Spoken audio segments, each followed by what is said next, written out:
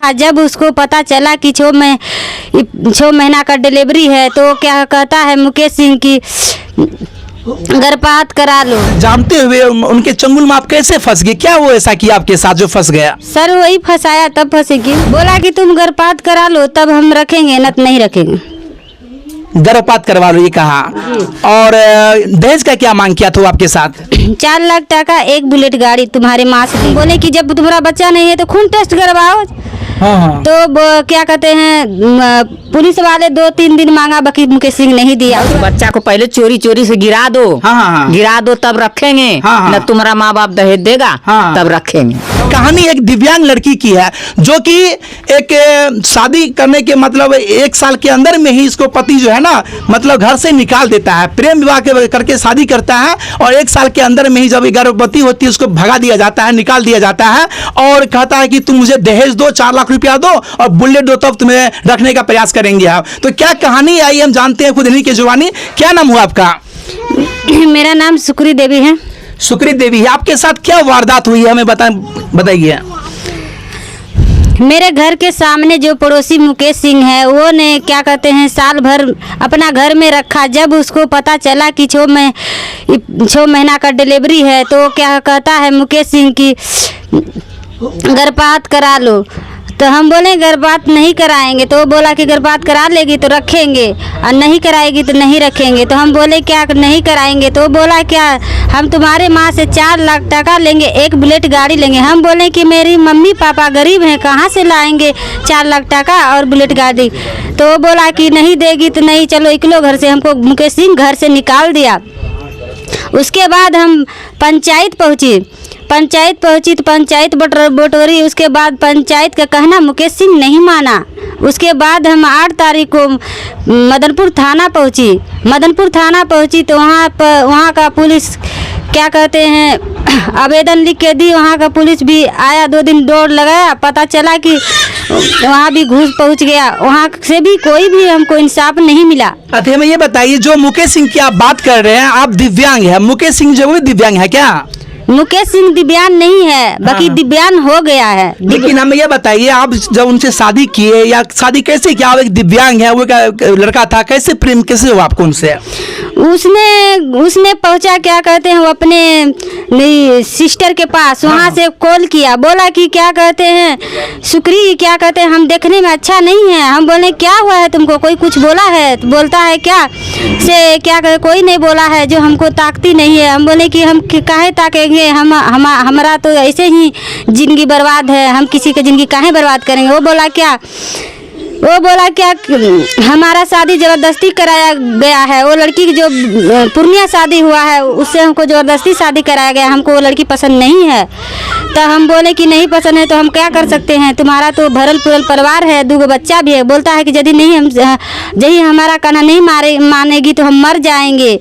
हम बोले कि किसी के लिए काहे मरिएगा, क्या कहते हैं ऐसा बात मत कीजिए।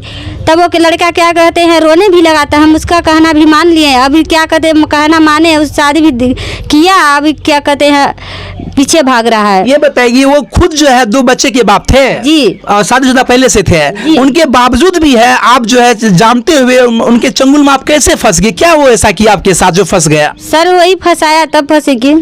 मतलब कैसा ऐसे, मतलब क्या क्या करके ऊपर लोबन दिया था आपको?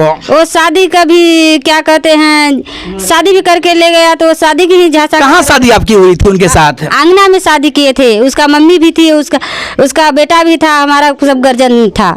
कब शादी किए थे आप उनसे? पर साल नवरात्रि के दिन में शादी किए थे। नवरात्रि के दिन मंदिर में शादी हुई थी? शादी घर पे हुई थी? यहीं पे किए थे। यहीं पे शादी हुई थी जी। तो शादी के वक्त जो है उनकी माँ बाप मौजूद थे यहाँ पर? हाँ, उसका माँ थी, वो लड़का था, और क्या कहते हैं उसका सास ससुर भी था। और उनकी पहली वाली पत्नी कहाँ थी? उसका पहली वाली पत्नी यही थी, यहीं पर थी। मतलब सबके रजामंदी से आपकी शादी की गई थी जी। तो शादी के कितने साल तक उनके घर पे आप रहे हैं? साल भर उसके घर रहे हैं। 1 साल तक रहे जी।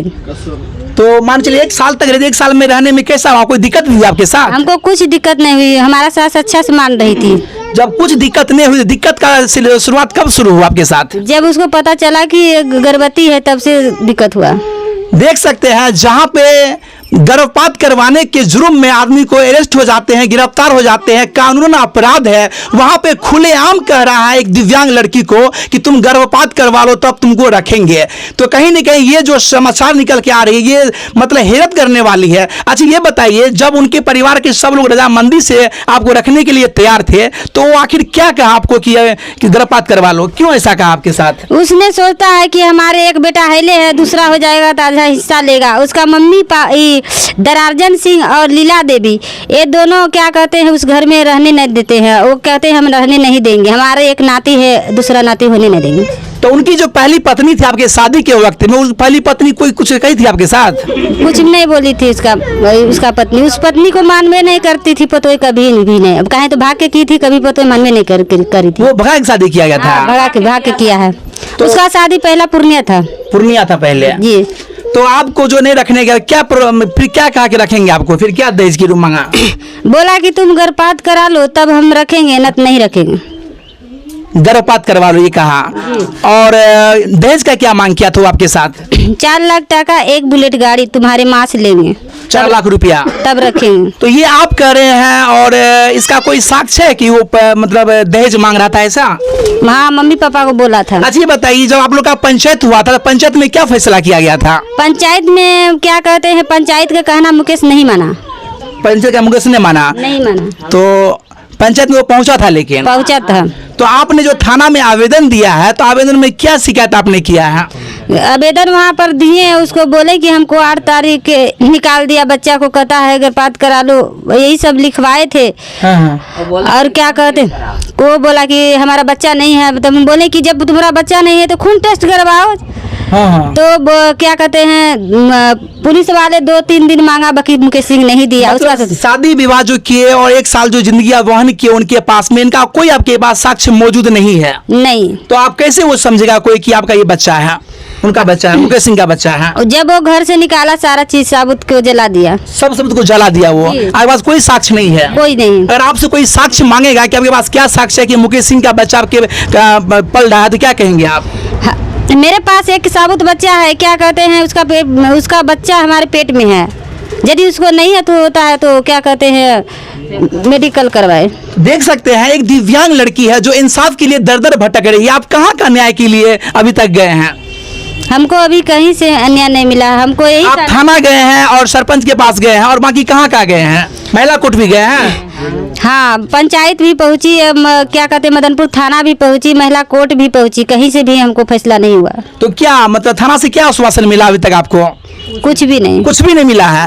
देख सकते हैं कि ये एक दिव्यांग लड़की है। हमारे बिहार राज्य में ऐसा है कि एक दिव्यांग लड़की भी सुरक्षित नहीं है, जहां बड़े बड़े सरकार के दावे होते हैं, वादे होते हैं, बेटियां बेटियां, लेकिन बेटियों यहाँ पे ऐसी तबाह है कि दर दर भटक रही है। इनके पास वो पैसा भी नहीं देने के लिए जो ये कानून से न्याय मांगेगी और थाना में पैसे देगी। तो ये बताइए आगे आपके क्या सोचते हैं, क्या चाहते हैं आप उनसे? आप हम यही चाहते हैं कि मुकेश सिंह हमको रखे और उसे अपने घर में जगह दे। ऐसे इससे बढ़ के हम कुछ भी नहीं चाहते हैं। अगर वो नहीं रखेगा तो अब क्या करना चाहेंगे?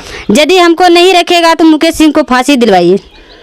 देख सकते हैं जो एक ये लड़की है और जो कि मतलब ये कहना चाहती, जो 1 साल उनके साथ हम निर्वहन किए और मेरे कोख में जो फल रहा है ये मुकेश सिंह का बच्चा है, और ये न्याय के लिए अनेकों जगह जा चुकी है, दर दर की जो है मतलब ठोकर खा चुकी है। अगर इनको न्याय नहीं मिलेगा, एक आम आदमी को न्याय कैसे मिल सकता है? बस अंतिम में आप क्या कहना चाहेंगे? जब मैं इनका वीडियो देखा, कमेंट पढ़ा, तो हर लोग यही कह रहे थे कि अगर इस लड़की को न्याय नहीं मिलेगा तो बहुत ही नाइंसाफी होगी। अंत में आप शासन प्रशासन से क्या अपील करना क्या चाहेंगे? हम सबसे यही अनुरोध करती हूँ कि हमको इंसाफ दिलवाए और घर में जगह दिलवाए। हम कब से गर्भवती होकर ठोकर ठोकर भटकते रहूंगी। तो देख सकते हैं दिव्यांग है और इनकी माँ है। कुछ बात इनकी माँ से हम करने के लिए जाएंगे और क्या ये कहती है ये बताइए। आपकी बेटी कितने भाई बहन है? 5 गो है। 5 बहन है। हाँ। तो ये जो बहन 2 बेटा। 3 बहन 2 बेटा है। तो ये बताइए शादी जो करवाए थे घर में, तो वो आपके पक्ष में उधर पक्ष दो सब मंजूर थे? सब मंजूर। सब मंजूर थे। सब मंजूर थे। तो ऐसा कब होने लगा कि ईर्ष्या पैदा हो गया? ये होने लगा जब बच्चा था ना। हाँ। तब बोला कि बच्चा को पहले चोरी चोरी से गिरा दो। हाँ। गिरा दो तब रखेंगे। हाँ। न तुम्हारा माँ बाप दहेज देगा। हाँ। तब रखेंगे। तब रखेंगे। हाँ। और दहेज का मांग कब करने लगा वो? ये बच्चा रहा जब पेट में, तब दहेज का कि नहीं गिराने के, जब कहा कि हम नहीं गिराएंगे तब कहा कि नहीं गिराओगी तो दहेज दीजिए। अच्छा ये बताइए चाची, आप तो समझदार है और बुजुर्ग भी है, ये बताइए आपकी बच्ची दिव्यांग है, लेकिन जिस लड़की से शादी किया, जिस लड़के से शादी किया वो पहले से शादीशुदा था, 2 बच्चे के बाप भी था वो, इनके बावजूद भी आप लोग उनसे शादी क्यों करवा दी है? शादी एक अपने से कहा कि हम रहेंगे, वो लड़का कहा कि हम मर जाएंगे, जहर खा के नहीं करेगा तुम्हारा बेटी शादी तो। हाँ, इसलिए ना हम कराएं। कहा उसका सास क्या बोली, यहाँ रहेगी तो बढ़िया बढ़िया रहेगी हमारे घर में, बाहर क्यों जाएगी, ये लड़की बाहर नहीं जाएगी, हे शिव गुरु, हे सुक्री देवी यहाँ पर रहे, हमारा घर रहे, उसका सास बोलती है। और जब बच्चा हो गया तो कहता है कि हम नहीं रहे। मतलब इनको प्रलोभन देते थे, शादी नहीं तो मर जाएंगे। और क्या से प्रलोभन देते थे? बहुत लोभी देके को रखा, हम लोग आए जन्म से आए कमा के बाबू यहाँ का आए, सुकरी सुकरी नहीं बोला, नहीं बोला। वो कहता है कि आके ताला मार दिया द्वार पर, नहीं है तुम्हारा बेटी। और जब खोजे तो बोलता है यहीं पर है, यहीं पर है। अड़ोसी पड़ोसी सब जानता है, मगर कोई साथ नहीं देता है बाबू, कोई साथ ही नहीं देता है। तो देख सकते हैं शादी के लिए अब रखने के लिए भी दहेज मांगा जा रहा है और गर्भपात करने की धमकी दे रहा है, गर्भपात करवा रख लेंगे। तो कहीं ना कहीं ये घटना जो है शर्मसार करने वाली है। और एक महिला दिव्यांग लड़की देख सकते हैं, एक लाठी के सहारे चलती है, जो चलने में भी असमर्थ है, इनके साथ अन्याय किया जा रहा है। जब एक दिव्यांग लड़की जो है न्याय के लिए दर दर भटक रही है, आम आदमी का क्या हश्र होगा। बस इसे न्याय की उम्मीदें है, बस इनका यही गुजारिश है कि लड़का हमें रखे और मेरे साथ जो नाइंसाफी किया गया है उनको सजा जरूर मिले।